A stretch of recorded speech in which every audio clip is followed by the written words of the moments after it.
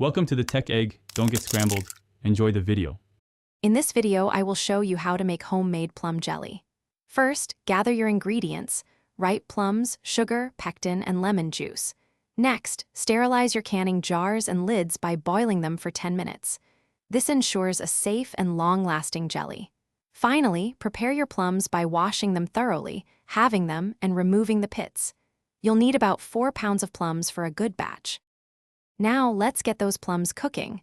Combine your prepared plums with 1/4 cup of water in a large, heavy-bottomed pot. Cook them over medium heat, stirring occasionally until they become very soft. This usually takes about 15 minutes. Once soft, mash the plums thoroughly to extract as much juice and flavor as possible. This step is crucial for a rich, fruity jelly. After cooking, it's time to get that beautiful plum juice.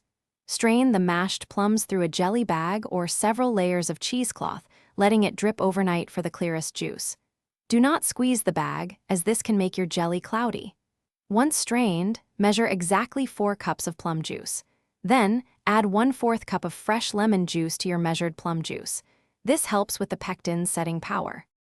For the final step, combine your plum juice, pectin, and 7 cups of sugar in a large pot. Bring this mixture to a rolling boil that cannot be stirred down. Once it reaches this point, boil for exactly 1 minute.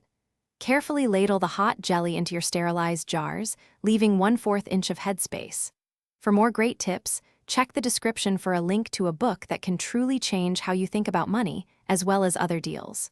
Finally, process the filled jars in a boiling water canner for 10 minutes to ensure a proper seal. Enjoy your delicious homemade plum jelly. Thanks for watching. Consider subscribing if I helped unscramble your problems.